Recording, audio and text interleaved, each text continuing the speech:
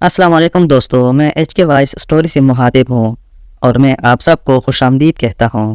ناظرین، دریائے فرات ایک ایسا دریا ہے جسے دنیا کے تمام الماہی مذہب میں بہت اہمیت حاصل ہے۔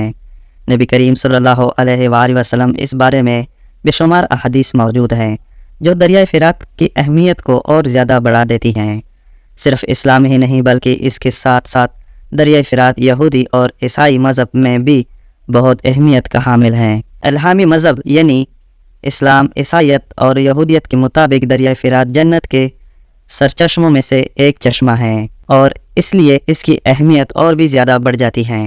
دریائے فرات کے بارے میں نبی کریم صلی اللہ علیہ وآلہ وسلم کی ایک پیشن گوئی ہے جو قیامت کے آنے سے پہلے پوری ہوگی۔ آپ میں سے بہت سارے لوگ اس پیشن گوئی کے بارے میں جانتے ہوں گے، اور اگر آپ لوگ نہیں جانتے تو آج ہم آپ کو اس پیشن گوئی کے بارے میں بتائیں گے۔ اس کے ساتھ ساتھ آپ کو یہ بھی بتائیں گے کہ دریائے فرات سے ایک ایسا خزانہ دریافت ہونے والا ہے جس سے نبی کریم صلی اللہ علیہ وآلہ وسلم کی یہ پیشن گوئی بہت جلد پوری ہوتی ہوئی نظر آ رہی ہے۔ اس بارے میں مکمل طور پر جاننے کے لیے اس قیمتی اور معلوماتی ویڈیو کو شروع سے لے کر آخر تک ضرور دیکھیے گا۔ تو پیارے دوستو، نبی کریم صلی اللہ علیہ وآلہ وسلم کا ارشاد مبارک ہے کہ قیامت کے نزدیک دریائے فرات خشک ہو جائے گا اور اس میں سے سونے کا ایک پہاڑ ظاہر ہوگا۔ لوگ اس سونے کے پہاڑ کو حاصل کرنے کے لیے آپس میں جنگ کریں گے اور اس جنگ میں ہر 100 میں سے 99 لوگ مارے جائیں گے اور صرف ایک باقی بچے گا۔ اس بارے میں تفصیلات بتاتے ہوئے نبی کریم صلی اللہ علیہ وآلہ وسلم کے ارشاد کا مفہوم ہے کہ تم میں سے کوئی شخص اگر اس زمانے کو پائے اور اس کے سامنے دریائے فرات سے سونے کا پہاڑ ظاہر ہو جائے تو وہ اس سونے کے پہاڑ کے حصول کی جنگ میں بالکل بھی شرکت نہ کرے۔ اس پہاڑ کے خزانے کے حصول کی جنگ لڑنے والا ہر شخص، چاہے وہ مارا جائے یا بچ جائے، جہنمی ہوگا۔ ناظرین، یہ الفاظ نبی کریم صلی اللہ علیہ وآلہ وسلم کے ہیں۔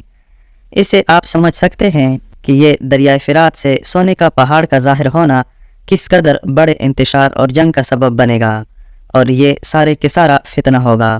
مختلف علماء کرام نے اس بارے میں تشریح کرتے ہوئے یہ کہا ہے کہ سونے کا یہ پہاڑ جلدی غائب بھی ہو جائے گا اور کسی کے ہاتھ کچھ نہیں آئے گا۔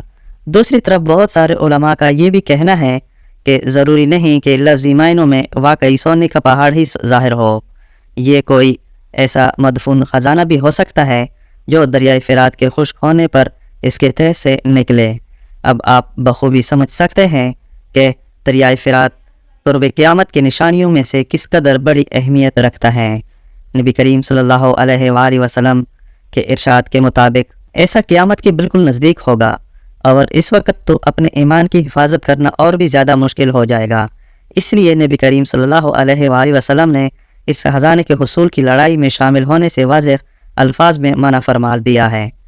ناظرین، ہم آپ کو اپنی پچھلی کئی ویڈیو میں بتاتے چلے آ رہے ہیں کہ گزشتہ کئی دہائیوں سے دریائے فرات تیزی سے خشک ہو رہا ہے، یہاں تک کہ پچھلے 10 سالوں میں دریائے فرات اس حد تک خشک ہوا ہے جتنا اس سے پہلے 50 سالوں میں بھی نہیں ہوا تھا، اور یہ تمام کی تمام نشانیاں قرب قیامت کے وقت کو ظاہر کر رہی ہیں۔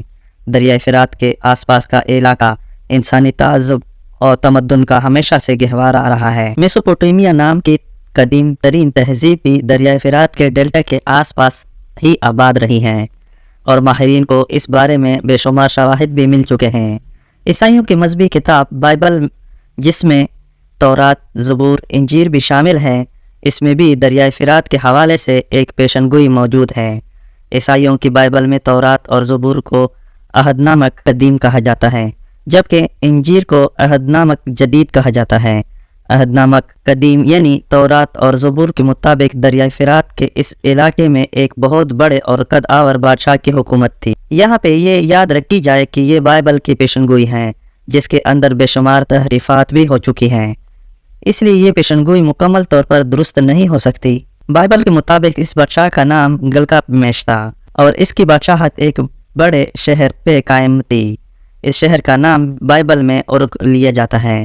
اس بادشاہ کا قد بائبل میں موجودہ پیشن گوئیوں کے مطابق تقریباً 9.5 فٹ تھا، اور یہ نہایت بہادر بادشاہ تھا جس نے لافانی زندگی حاصل کرنے کے لیے بہت سارے جتن کیے لیکن آخرکار ناکام رہا۔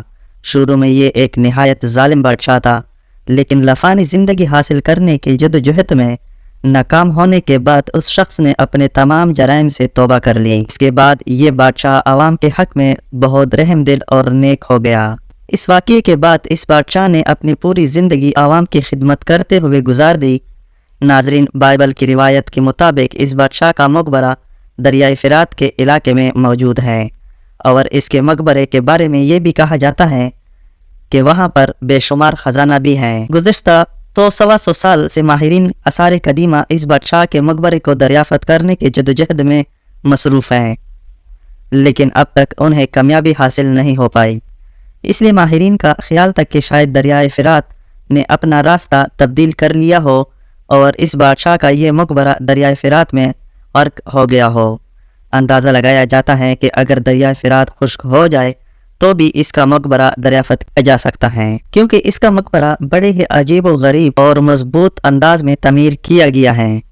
سب سے حیرتناک اور ہم مسلمانوں کے لیے سب سے اہم ترین خبر یہ ہے کہ دریائے فرات انتہائی تیزی سے خشک ہو رہا ہے۔ اس وقت دریائے فرات کے تہہ کئی جگہوں سے ابھر آئی ہیں اور دریائے فرات میں پانی کا بہاؤ خطرناک حد تک کم ہو چکا ہے۔ اس سے ان تمام علاقوں پہ تو مصیبت نازل ہو رہی ہے جن کے معیشت کا دار و مدار اس دریا پر ہے۔ البتہ اس کے ساتھ ساتھ ماہرین آثار قدیمہ اس دریا کے تہہ کو مزید کوچنے کے لیے بھی پرعزم ہیں تاکہ اس افسانوی بادشاہ کے مقبرے کو دریافت کر کے وہاں سے اس خزانے کو حاصل کیا جا سکے۔ اگر یہ بات کریں کہ یہ خزانہ کس حد تک بڑا ہو سکتا ہے تو بائبل کے ہی الفاظ میں یہ خزانہ بہت قیمتی ہے۔ اگر بائبل کے اندازوں کو موجودہ دور میں لاگو کیا جائے تو یہ خزانہ اربوں کربوں ڈالر کی مالیت کا ہو سکتا ہے، اور یہی وجہ ہے کہ اگر یہ خزانہ اور مقبرہ ظاہر ہو گیا تو پوری دنیا کی حکومتیں اس خزانے کو حاصل کرنے کے لیے اس پر ٹوٹ پڑیں گے۔ ناظرین، حال ہی میں دریافت کے شدہ حصے کو کھوجتے ہوئے ماہرین کو ایک بہت بڑے اور انوکھے سائز کا مقبرہ ملا ہے۔ اس مقبرے میں موجودہ تابوت کی لمبائی اور چوڑائی دیکھ کر ماہرین کا یقین ہے کہ یہ مقبرہ اسی بادشاہ کا ہے۔ صرف یہی نہیں بلکہ اس کے ساتھ ساتھ اس بادشاہ اس مقبرے میں موجود اس تابوت کو کھولنے میں بھی کامیابی حاصل کر لی گئی ہے، اور اس میں واقعی بڑی بڑی ہڈیاں موجود ہیں۔ ابھی تک ان ہڈیوں پر ریسرچ ہو رہی ہیں۔ البتہ ماہرین کو اس بات پر حیرت ہے کہ اس مقبرے میں وہ خزانہ دریافت کیوں نہیں ہوا۔ میسوپوٹیمیا کی تہذیب سے ملنے والی یہ بے شمار تختیوں سے یہ بات ثابت ہوتی ہے کہ اس بادشاہ کا دور حکومت آج سے تقریباً 4 سے 4,500 سال پہلے کا تھا۔ انوکھی تختیوں میں اس بات کا ذکر بھی ہے کہ اس بادشاہ کو عجیب و غریب انداز سے انوکھی عمارات بنوانے کا شوق تھا۔ اس لیے اب ماہرین یہ سوچ رہے ہیں کہ ہو سکتا ہے کہ اس مقبرے سے کوئی ایسا خفیہ راستہ دریافت ہو جائے جو اس بادشاہ کے دفن شدہ خزانے تک جاتا ہو۔ یہی وجہ ہے کہ اب تک اس مقبرے کو اچھی طرح سے کنگالا جا رہا ہے اور ہر طرح کی جدید ترین ٹیکنالوجی کے استعمال کرتے ہوئے یہ کوشش کی جا رہی ہے کہ اس مدفون خزانے تک رسائی حاصل کی جا سکے۔ دوستو، اگر تو اس بادشاہ کا یہ خزانہ واقعی موجود ہے اور اسے حاصل کرنے میں کامیابی حاصل کر لی گئی تو یہ پوری دنیا کے لیے کوئی خوشی کی خبر نہیں ہوگی، بلکہ ایک بہت بڑے اور بیانہ قسم کے فتنے کی خبر ہوگی۔ اس فتنے کی ذات میں صرف مسلمان ہی نہیں آئیں گے بلکہ پوری دنیا کے تمام افراد ہی اس فتنے میں گرفتار ہو جائیں گے۔ اس کی وجہ یہ ہے کہ انسان کی فطرت میں مال کی محبت رکھ دی گئی ہے اور انسان بنیادی طور پر حریص اور لالچی ہیں۔ ابھی تک تو ماہرین اس خزانے کو دریافت کرنے میں کامیاب نہیں ہو سکے۔ البتہ دریائے فرات کے ساتھی مخلقہ علاقوں میں زیر زمین غاروں کا ایک نہایت عجیب و غریب سلسلہ بھی دریافت ہوا ہے، اور ماہرین کو یقین ہے کہ اس افسانوی بادشاہ کا وہ پیش قیمت خزانہ بھی یہی سے ملے گا۔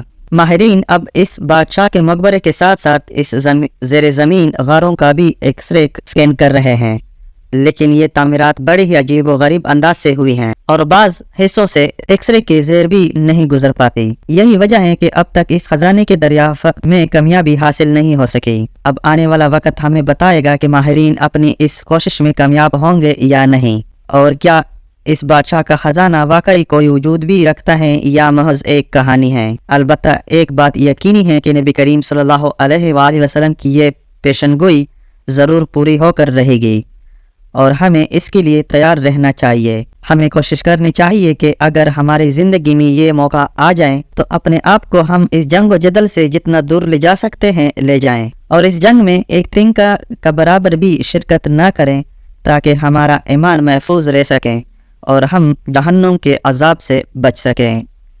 معزز سامعین، یہ آج کی ہماری سٹوری تھی۔ مجھے امید ہے آپ لوگوں کو یہ سٹوری اچھی لگی ہوگی، اور آپ میرے چینل کو سبسکرائب کریں، ویڈیو کو لائک کریں، اور ملتے ہیں آنے والے دنوں میں ایک نئی سٹوری کے ساتھ۔ اپنا بہت سارا خیال رکھیے۔ اللہ حافظ۔